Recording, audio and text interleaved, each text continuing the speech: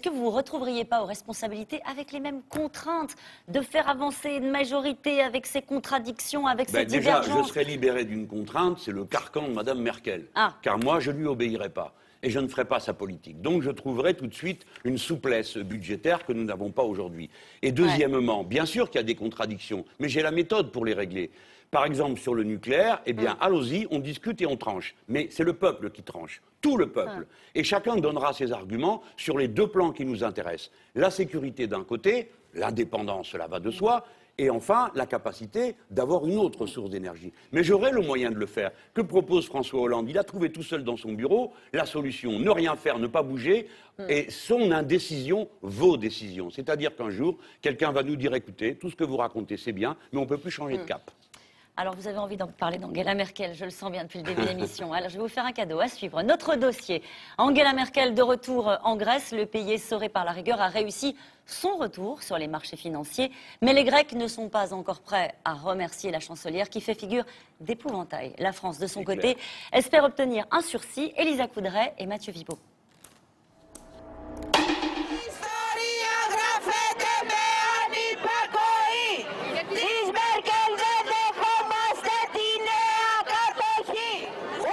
Merkel, persona non grata dans les rues d'Athènes, incarnation d'une austérité détestée. Merkel, pour les Grecs, c'est l'ennemi. C'est la mauvaise politique. La politique qui nous a tous mis au chômage. Alors qu'importe si les autorités ont interdit toute manifestation. Au même moment, à quelques rues de là, et sous haute surveillance, la chancelière est reçue par le Premier ministre Samaras. Une visite pour saluer le retour de la Grèce sur les marchés après 4 ans d'absence. Une victoire, dit-on ici. Je crois fermement qu'après une phase très dure et qui n'est pas terminée pour un grand nombre de Grecs, je crois qu'il reste à ce pays d'innombrables possibilités à explorer, des capacités qui n'ont pas été exploitées et sur lesquelles la Grèce peut compter après avoir emprunté un chemin difficile. Fini les discours de rigueur budgétaire. Merkel, tout sourire, distribue les encouragements. Un changement de ton pour une opération réhabilitation à quelques semaines des élections européennes. Dans les sondages, le parti Syriza, la gauche radicale, est au coude à coude avec la majorité au pouvoir. Dans la rue, ces militants ne croient pas au message optimiste de Merkel. Est-ce que les choses vont mieux pour la Grèce? Mais les faits parlent d'eux-mêmes. Après 4 années d'austérité, il y a eu 4000 suicides et le chômage des jeunes de moins de 25 ans a atteint les 60%. Les marchés et les instances européennes mettent en avant un succès, et cela pour une seule raison, que tous les peuples des pays de l'Union continuent de se soumettre aux politiques d'austérité. Mais c'est un autre parti qui fait trembler l'Europe. Les néo-nazis d'Aube dorée. Eux aussi réunissaient leurs partisans vendredi. À la tribune, les leaders enchaînent les discours musclés qui promettent à une Grèce humiliée de relever la tête. Merkel a reçu notre message. Raos. Merkel, l'usurière, a compris. Ses pions, Samaras et compagnie sont morts politiquement. C'est fini. Le temps de l'Aube dorée est venu. L'Europe a maintenu la Grèce dans une position d'infériorité. Il n'y a que l'intérêt des grands pays qui compte, surtout celui de l'Allemagne. L'Aube dorée, qui pourrait le 25 mai dépasser les 10% et devenir la 3e force politique du pays. Le problème, quand on regarde ce reportage, c'est qu'on se dit entre la gauche radicale et l'extrême droite, au fond, vous avez une seule personne en ligne de mire. C'est Angela Merkel. Vous vous retrouvez sur ce combat-là? Oui, mais votre commentaire lui-même est aussi tendancieux que ce reportage. Parce que, évidemment, une fois qu'on a dit ça, qu'est-ce qu'il reste à faire? Ne rien dire de Mme Merkel. Est-ce que vous... Là, on vient de voir quelque chose, pardon de vous le dire, qui est très déséquilibré. Aube dorée fait 7%. Nous, 29%. Donc, est-ce que l'image à montrer, c'est le congrès de ce ramassis de nazis qui, eux, confondent, ont une attitude ethnique contre les Allemands? Pas les nôtres. Les nôtres, vous les avez entendus avant. Qu'est-ce qu'ils disent? Ils disent la politique de Mme Merkel. Moi, je dis la politique de Mme Merkel. Je ne dis pas les Allemands en général. Donc c'est très ça la important. différence. Mais c'est important de le souligner, ça. Ah ben, c'est vital. Nous sommes unis au peuple allemand, aux Allemands eux-mêmes. Ils souffrent plus que nous, les Allemands, de cette politique soi-disant merveilleuse. C'est en Allemagne qu'il y a le plus de pauvres comparativement à la situation du pays. C'est en Allemagne qu'ils ont inventé les jobs à 1 euro.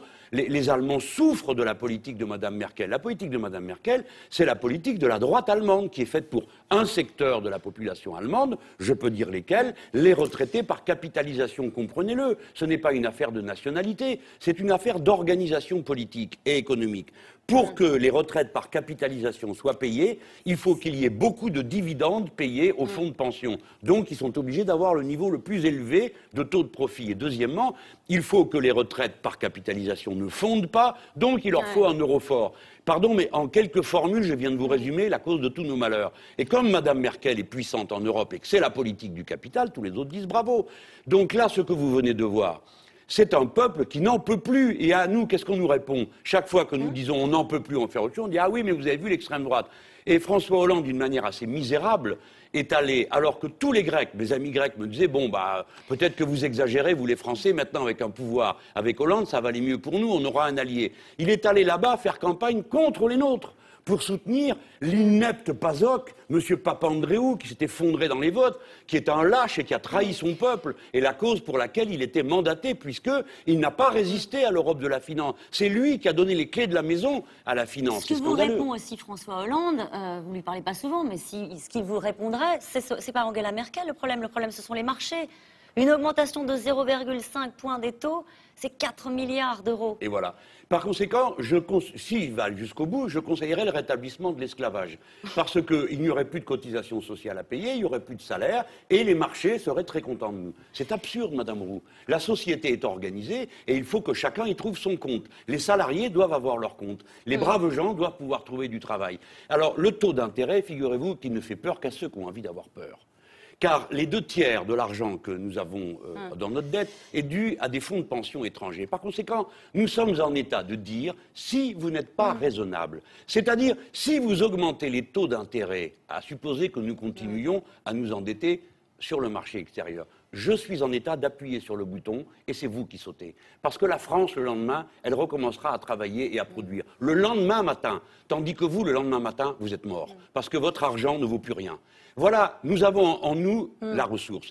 On ne me fera jamais croire que la 5e puissance du monde est un risque financier. Ce n'est pas vrai.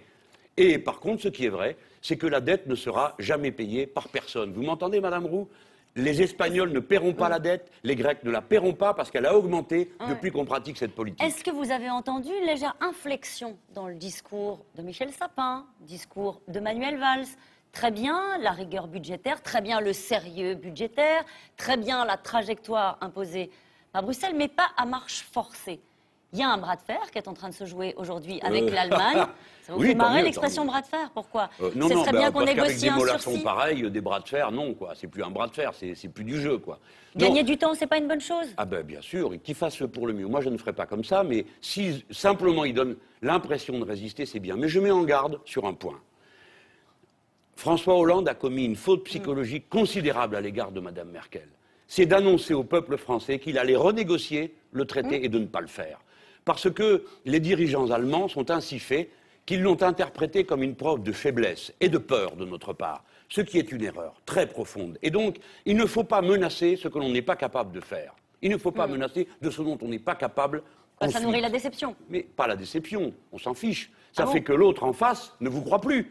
Par conséquent, si vous le menacez au moment où vous êtes en état de créer un rapport de force et que vous ne le faites pas, eh ben, le coup d'après, l'autre se dit cause toujours. La déception, c'était celle du pays et celle du peuple de gauche. Le pays, lui, il n'est pas au courant, on lui cache l'essentiel. Madame Roux, écoutez, François Hollande écrit dans un journal de révérence et de référence qu'il faut faire vite le grand marché transatlantique. Les Français ne sont pas au courant de ce que c'est. Ça fait 10 ans que ça se négocie. Vous croyez qu'il va l'expliquer? Est-ce que Manuel Valls en a parlé une seule seconde dans son discours d'investiture? Pourtant, s'il prétend être Premier ministre jusqu'à la fin de la mandature, c'est sous la fin de ce quinquennat que cet accord devra être signé. Pourquoi ne ferait-il pas un référendum? Pourquoi ne résistent-ils pas? Ils ne font rien, ils sont déjà couchés.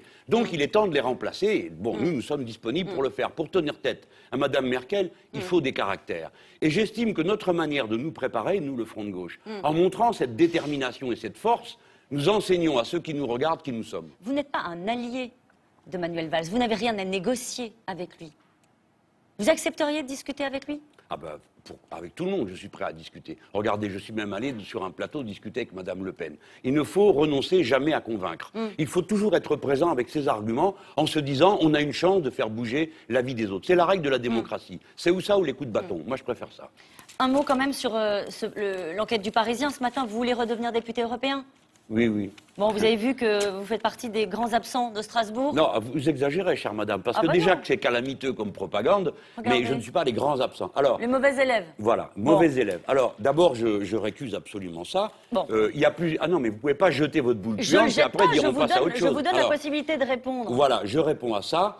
Ça, c'est un des sites de classement. Bon. Il ne tient compte que d'une seule et unique chose, le nombre de fois on bouge les doigts dans la machine à voter. Nous faisons un vote toutes les 12 secondes quand nous y sommes. Mais je suis sur un autre site le premier des Français pour les explications de vote. Je fais ce que je peux. Alors il me dit, je me jette à la figure, vous faites 0 rapport. Mais bien sûr, on ne nous en propose pas. Bon. Madame Roux, je vais vous dire ce que ça a de gênant. Bon, je comprends que vous vous en amusiez, mais moi je consacre... Je vous pose la question. Oui, non, vous ne me posez pas une question. Vous mettez là affiché un tableau. Et je vous dis, est-ce que à côté de ce néant ambulant d'Harlem Désir et de Madame Le Pen. Bon. Je suis un gros travailleur, je passe ma vie à ça. Donc je ne supporte pas d'être méprisé. Et je vais dire aux médias... Classons combien de fois le journal en question, c'est-à-dire Le Parisien, a parlé d'Europe au cours de l'année dernière. Combien de fois il s'est intéressé dans mes meetings quand j'en ai parlé? Vous voyez bien, ils ne le font pas. C'est de l'hypocrisie. Et il y a quelque chose de fascistoïde à cette façon de faire. Je vais vous dire quoi? C'est jeter le discrédit sur tous les élus. Sauf, évidemment, le journaliste qui révèle la vérité, etc. C'est-à-dire que c'est une façon de discréditer tout le monde. Moi, je suis un guerrier parlementaire. Bon. Ma manière d'être parlementaire, écoutez bien ça, j'ai rendu compte de toutes mes absences. Qui le fait? Quand je suis absent, où suis-je? En train de faire la fête avec Madame Roux? Non. Je suis dans la rue, en train de manifester, en train de mener la bataille, d'écrire des livres, de faire des discours, et je me bats pour défendre contre cette Europe une autre idée de l'alliance des peuples. Il faudrait en parler. Ce n'est pas juste de traîner dans la boue les gens comme ça. Ce n'est pas juste. C'est clair. Bah Allez, oui, à suivre la feuille de route de Manuel Valls. Plus vite, plus fort. Le Premier ministre met sa méthode au service du cap fixé par François Hollande. On l'a dit, réforme territoriale, baisse du coût du travail, geste fiscal en faveur des ménages, mais surtout un objectif assumé, faire des économies. On l'écoute. En 2012, oui, nous avons trouvé une dette qui s'était envolée et un déficit des comptes publics de 5,2% du PIB. Nous l'avons déjà ramené à 4,3 en 2013. Et nous allons poursuivre ce redressement tout au long du quinquennat. Je vous propose un changement de rythme pour éviter tout recours à l'impôt et pour financer le redressement de notre économie. 50 milliards d'euros d'économies sur 3 ans, de 2015 à 2017. L'effort doit être partagé par tous. L'État et ses agences en prendront la plus grande part, 19 milliards d'euros. 10 milliards proviendront de l'assurance maladie et 10 milliards supplémentaires des collectivités locales. Le reste viendra d'une plus grande justice, d'une mise en cohérence et d'une meilleure lisibilité de notre système de prestations. Mais, mesdames et messieurs les députés, je ne veux pas casser la croissance. Sinon, nos déficits ne diminueront pas et le chômage ne sera pas réduit. Je suis pour le respect de nos engagements, pour le sérieux budgétaire, pas pour l'austérité. Voilà l'inflexion dont on parlait tout à l'heure, pas pour l'austérité. Quoi, ça vous fait sourire? Bon, ce sont des mots, ça ne veut rien dire. À l'instant même, vous venez de montrer une séquence où il annonce plusieurs dizaines de milliards de ponctions supplémentaires sur l'économie. Et juste derrière, il dit « je ne veux pas casser la croissance ». Donc, sur quoi compte-t-il? Comment pouvez-vous enlever 10 milliards sur le fonctionnement du système social et de santé français, 10 milliards sur les collectivités locales, 10 milliards encore dans le budget de l'État? Vous enlevez tout ça et ça marche comment? Il compte sur un truc, l'entreprise. Voilà. Non?